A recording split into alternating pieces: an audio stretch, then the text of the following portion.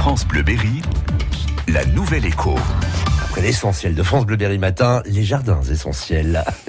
Avec le confinement, le couvre-feu, les Français privés de loisirs ces derniers mois se sont retournés vers leur maison. Oui, leur maison et aussi leur jardin. Et c'est ce qu'a constaté Erel Pencréache, elle qui était il y a quelques mois encore cadre de l'administration au ministère de la Santé, a décidé de se lancer en créant sa société de paysagisme, Erel Jardin Essentiel.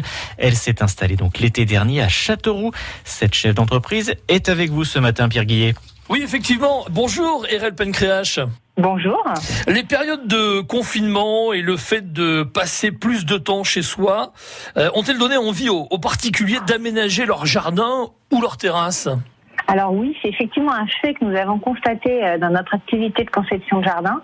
C'est qu'au moment du confinement, nous avons eu des appels vraiment de personnes qui avaient une terrasse, un jardin, quelle que soit la taille d'ailleurs, qui se sont rendus compte à quel point cet espace était précieux dans des moments où on devait être chez soi. Et avec la chance qu'ils avaient, souvent, ils voulaient aménager, embellir et en faire une pièce à part entière de la maison. Alors, quel est l'impact de la crise sanitaire sur votre activité ? Et est-ce qu'elle vous a conduit à inventer de nouveaux process ? La crise sanitaire sur notre activité a eu finalement un impact, on va dire, plutôt positif, puisque les personnes se retournent vers leur intérieur et leurs extérieurs. Et les process qu'on a pu mettre en place, en fait, on a fait lors du premier confinement une étude pour une terrasse totalement en visio. Bien qu'évidemment, nous préférons aller sur site quand c'est possible, et le chantier, bien sûr, nous l'avons fait en étant sur place, mais oui. Comme quoi c'est possible de faire des conceptions et des études d'organisation de l'espace à distance.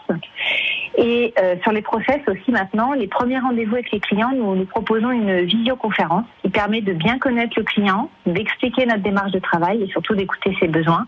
Alors voilà, justement, ça permet d'optimiser. Ouais, justement, vous parliez de ces possibilités en visio. Vous avez animé récemment un atelier terrarium, je crois, pour la première fois à distance pour des salariés en télétravail. Ah oui. Alors, comment ça s'est passé ? Expliquez-nous.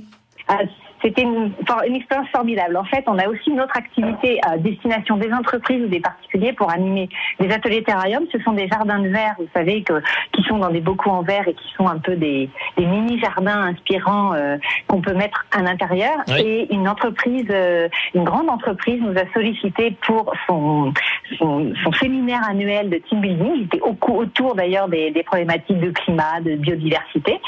Et tous les salariés étaient en télétravail un petit peu partout en France, chez eux.